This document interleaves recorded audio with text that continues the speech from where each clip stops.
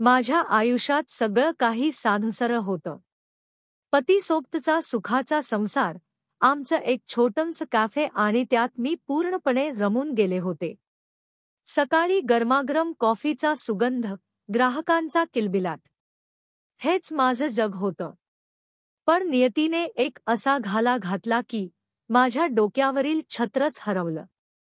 पतीच्या निधनानंतर मी खचून गेले. कुटुंबाची आणि कॅफेची जबाबदारी अचानक माझ्या एकटीवर येऊन पडली. कॅफे एकटीने सांभाळणं खरंच खूप अवघड होतं, म्हणून मी एका तरुण मुलाला कामावर ठेवायचं ठरवलं. एक सकाळी कॅफेबाहेर एक मुलगा उभा होता. त्याने मला विचारलं, "मॅडम, कामाची गरज आहे का?" तो होता अनिकेत. त्याचे डोळे खूप बोलके होते आणि चेहऱ्यावर एक निरागस, शांत हास्य होतं. त्याला पाहताच मनात कुठेतरी एक आशेचा किरण दिसला. मी त्याला कामावर ठेवलं. सुरुवातीला तो थोडा लाजाळू होता, पण लवकरच त्याने कामात जीव ओतला. तो मेहनती आणि प्रामाणिक होता. ग्राहकांशी तो इतक्या आपुलकीने बोलायचा की कॅफेत एक वेगळीच सकारात्मक ऊर्जा जाणवायची. मलाही त्याच्या कामामुळे खूप धीर मिळाला. आम्ही हळूहळू एकमेकांना ओळखू लागलो. कामाव्यतिरिक्तही आमच्या गप्पा व्हायच्या. तो माझ्या सुखदुःखाबद्दल बोलायचा, माझे विचार जाणून घ्यायचा. त्याच्या बोलण्यात एक आपलेपणा होता, जो मी बराच काळ अनुभवला नव्हता. तो फक्त एक कर्मचारी नाही, तर एक चांगला मित्र बनत चालला होता. कधी कधी रात्री कॅफे बंद करताना आम्ही बराच वेळ गप्पा मारत बसायचो. तो मला धीर द्यायचा, आयुष्यात पुढे जाण्यासाठी प्रोत्साहन द्यायचा. त्याच्या बोलण्यात मी इतकी हरवून जायचे की काही काळासाठी माझं दुःख विसरून जायचे. त्याच्यासोबत असताना मला एक प्रकारची सुरक्षितता वाटायची. माझ्या मनात त्याच्याबद्दल एक वेगळीच ओढ आणि आत्मीयता निर्माण झाली होती. अनपेक्षित धक्का आणि त्या रात्रीची शांतता. माझं मन अनिकेतकडे ओढलं जात होतं, पण मी माझ्या भावनांना आवर घालत होते. मी विधवा होते आणि आयुष्यात पुन्हा प्रेम मिळेल किंवा मला कोणावर प्रेम करण्याचा हक्क आहे, असं मला कधी वाटलं नव्हतं. पण अनिकेतच्या वागण्यात, त्याच्या डोळ्यात एक वेगळीच आकर्षण शक्ती होती, जी मला त्याच्याकडे खेचत होती. एक दुपारी कॅफेत अचानक एक म्हातारे गृहस्थ आले. त्यांच्या चेहऱ्यावर एक कठोर भाव होता. त्यांनी अनिकेतला पाहिलं आणि त्याला जवळ ओढत विचारलं, "अनिकेत, तू इथे काय करतोस? तू तर अमेरिकेत होतास ना?" मला काही कळेना. अनिकेतचा चेहरा पांढराफट्ट पडला. तो काही बोलण्याआधीच त्या गृहस्थांनी माझ्याकडे वळून विचारलं, "तुम्ही याला कामावर का ठेवला आहे?" "हा तर माझ्या मित्राचा मुलगा आहे, अमेरिकेहून नुकताच परतला आहे." माझ्या पायाखालची जमीनच सरकली. अनिकेतने मला कधीच सांगितलं नव्हतं की तो अमेरिकेतून आला आहे किंवा तो एका श्रीमंत कुटुंबातील आहे. मी त्याच्याकडे पाहिलं. त्याचे डोळे खाली झुकलेले होते. मी मी तुम्हाला हे सांगणारच होतो, तो अडखळत म्हणाला. त्यानंतर त्याने मला सर्व सत्य सांगितलं. माझी आई वारल्यापासून मी खूप एकटा पडलो होतो. वडिलांनी लगेच दुसरं लग्न करून घेतलं, त्यामुळे आमचे संबंध बिघडले.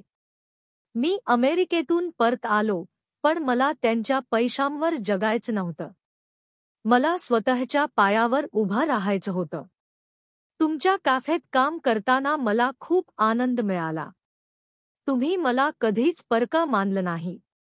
तुमच्यासारखी माया मला कधीच मिळाली नाही, अनिकेत म्हणाला. त्याचे डोळे पाण्याने डबडबले होते आणि त्यात एक प्रकारची असहाय्यता होती. मी काही काळ स्तब्धच होते. त्याच्या बोलण्यातला प्रामाणिकपणा मला जाणवत होता, पण त्याने माझ्यापासून एवढी मोठी गोष्ट का लपवली, याचा विचार माझ्या मनात घोळत होता. त्या म्हाताऱ्या गृहस्थांनी मला अनिकेतच्या घरची परिस्थिती समजावून सांगितली. त्याच्या वडिलांनी त्याला अमेरिकेला परत जाण्यासाठी वारंवार दबाव आणला होता, पण त्याने नकार दिला होता.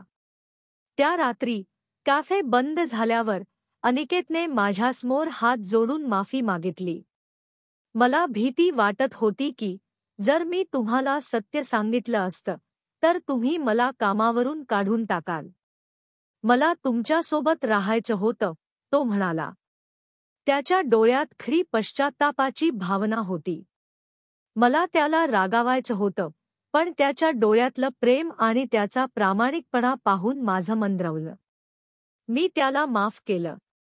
कारण मला त्याच्यात खोटेपणा नव्हता, तर फक्त आपलेपणाची ओढ दिसली. मी त्याला म्हणाले, अनिकेत, मला फक्त तुझं प्रेम आणि प्रामाणिकपणा हवा आहे. तू कोण आहेस किंवा कुठून आला आहेस याचा मला काहीही फरक पडत नाही. तो दिवसभर झालेल्या प्रकाराने आम्ही दोघेही खूप भावनिक झालो होतो. रात्री कॅफे बंद झाल्यावर आम्ही नेहमीपेक्षा जास्त वेळ थांबलो. काळोख पडला होता आणि कॅफेत शांतता होती. फक्त आमच्या दोघांच्या श्वासांचा आवाज ऐकू येत होता. अनिकेत माझ्या शेजारी येऊन बसला. त्याने हळूवारपणे माझा हात हातात घेतला. त्याच्या स्पर्शाने माझ्या शरीरात एक सुखद लहरी उठली. मी तुमच्यासोबत नेहमी राहीन, तुम्हाला कधीही एकटं पडू देणार नाही, तो कुजबुजला. त्याच्या आवाजात एक वेगळीच आर्जव होती, जी माझ्या हृदयाला थेट भिडली. माझ्या डोळ्यात अश्रू तरळले. मी त्याला जवळ ओढले आणि त्याने मला मिठी मारली. ती मिठी फक्त एक आलिंगन नव्हती, तर त्यात आधार, आपुलकी आणि एक अनामिक ओढ होती. त्या रात्री आमच्यात शब्दांपेक्षा भावनांनी जास्त संवाद साधला. त्याच्या स्पर्शातून, त्याच्या मिठीतून मला एक सुरक्षितता आणि प्रेम मिळालं, जे मी खूप दिवसांपासून हरवलं होतं. त्या क्षणी माझं मन पूर्णपणे त्याच्या स्वाधीन झालं. आम्ही एकमेकांच्या जवळ आलो, शरीराने आणि मनानेही. ती रात्र आमच्या आयुष्यात एक नवीन अध्याय घेऊन आली, एक अशी रात्र जिने आमच्या नात्याला एक वेगळं, अधिक घट्ट स्वरूप दिलं. तिसरा ट्विस्ट, वादळाची तीव्रता आणि एक कठोर वास्तव. आमचं नातं आता सर्वांसमोर आलं होतं. अनिकेतने त्याच्या वडिलांनाही माझ्याबद्दल सांगितलं.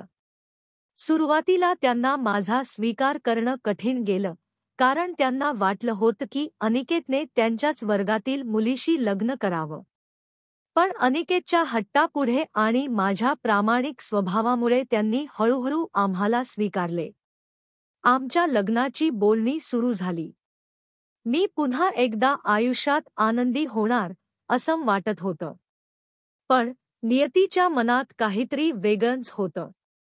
एक दिवस आम्ही दोघे कॅफेत असताना अचानक एक तरुण मुलगी आत आली. तिच्या चेहऱ्यावर निराशा आणि डोळ्यात अश्रू होते. ती थेट अनिकेतकडे धावली आणि त्याला मिठी मारून रडू लागली. अनिकेत, तू असं कसं करू शकतोस? तू मला सोडून दुसऱ्या कोणाशी लग्न कसं करू शकतोस? ती रडत म्हणाली. तिचा आवाज ऐकून कॅफेत एक क्षण शांतता पसरली. मी आणि अनिकेत दोघेही स्तब्ध झालो. माझ्या मनात अनेक प्रश्न उभे राहिले. अनिकेतचा चेहरा पांढराफट्ट पडला होता. श्रेया, तू इथे काय करतेयस? तो धक्क्याने म्हणाला. अनिकेत, तू विसरलास का? आपण दोघे अमेरिकेत असताना एकत्र राहत होतो. तू मला लग्नाचं वचन दिलं होतं. आपल्या दोघांच्या नात्याची आठवण नाही का तुला? श्रेया म्हणाली. तिने तिच्या पर्समधून एक जुना फोटो काढला, ज्यात अनिकेत आणि ती दोघे एकमेकांना मिठी मारून हसत होते. तिच्या डोळ्यातलं पाणी आणि चेहऱ्यावरची वेदना पाहून मला तिच्या दुःखाची तीव्रता जाणवली. अनिकेतने मला पूर्ण सत्य सांगितलं. श्रेया त्याची अमेरिकेतील मैत्रीण होती. ते दोघे तिथे काही काळ लिव्ह-इन रिलेशनशिपमध्ये राहत होते, पण अनिकेतच्या मते ते फक्त आधारासाठी होतं, प्रेम नव्हतं. तो म्हणाला, मी त्यावेळी एकटा होतो आणि मला आधार हवा होता. पण ते खरं प्रेम नव्हतं. मला खरं प्रेम तुझ्यासोबतच जाणवलं. त्याच्या बोलण्यात प्रामाणिकपणा होता, पण श्रेयाच्या डोळ्यातली वेदना आणि तिच्या आयुष्याचा प्रश्न माझ्यासमोर होता. माझ्या आयुष्यात पुन्हा एकदा एक मोठे वादळ आले होते, जे माझ्या सुखाच्या क्षणांना गिळंकृत करू पाहत होतं. माझ्यासमोर एक मोठा पेच उभा राहिला. एका बाजूला माझं नवं सापडलेलं प्रेम होतं, तर दुसऱ्या बाजूला एका मुलीच्या आयुष्याचा प्रश्न. मला हेही माहीत होतं की जर मी अनिकेतला स्वीकारले असते, तर श्रेयाचं आयुष्य उद्ध्वस्त झालं असतं. समाजाच्या दृष्टीनेही हे योग्य नव्हतं. माझ्या पतीने मला शिकवलं होतं की कधीही कोणाचं मन दुखवू नये आणि चुकीच्या गोष्टींना पाठिंबा देऊ नये. मी खूप विचार केला, अनेक रात्र जागून काढल्या. माझ्या मनात अनिकेतबद्दल असलेलं प्रेम आणि श्रेयाच्या दुःखाची तुलना करत होते. शेवटी मी एक कठीण पण योग्य निर्णय घेतला. मी अनिकेतला सांगितले की आपलं नातं इथेच थांबवायला हवं. तू श्रेयाला दिलेलं वचन आणि तिच्या भावनांची किंमत करायला हवीस. त्याला हे ऐकून धक्का बसला. तो मला समजावण्याचा प्रयत्न करत होता, रडत होता, पण मी माझ्या निर्णयावर ठाम होते. मी त्याला श्रेयासोबत जाऊन तिच्याशी बोलून तिला न्याय देण्यास सांगितले. मला माहीत होतं की अनिकेत जरी मला प्रेम करत असला तरी त्याने श्रेयाला दिलेल्या वचनाची पूर्तता करणे गरजेचे होते, कारण तीही एका स्त्री होती आणि तिने अनिकेतवर विश्वास ठेवला होता. अनिकेतने जड अंतःकरणाने माझा निर्णय स्वीकारला. त्याने श्रेयाशी बोलून तिला सर्व काही समजावून सांगितले आणि काही महिन्यांनंतर त्यांनी लग्न केल्याचे मला कळले. मी त्याला नेहमीच दुरून पाठिंबा देत राहिले. माझं कॅफे आता भरभराटीला आलं आहे आणि मी ते एकटीने समर्थपणे सांभाळते आहे. अनिकेतने मला पुन्हा जगण्याची उमेद दिली होती हे खरं, पण आयुष्याच्या या वळणावर मला कळलं की कधीकधी प्रेम त्यागही मागतं. मी माझ्या आयुष्यात मिळालेल्या या अनुभवातून अधिक कणखर आणि प्रगल्भ झाले आहे. माझं आयुष्य आता अनिकेतशिवाय सुरू आहे, पण मला पश्चात्ताप नाही. कारण मला खात्री आहे की मी योग्य निर्णय घेतला. प्रेम म्हणजे फक्त मिळवणं नाही, तर कधीकधी दुसऱ्याच्या भल्यासाठी ते सोडून देणंही असतं.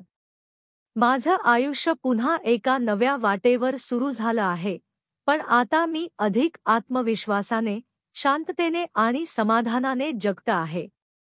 माझ्या कॅफेमध्ये येणारे लोक माझ्या चेहऱ्यावरचा शांतपणा आणि कामातील निष्ठा पाहून जातात, पण माझ्या आयुष्यातून गेलेल्या वादळाची कल्पना त्यांना नसते.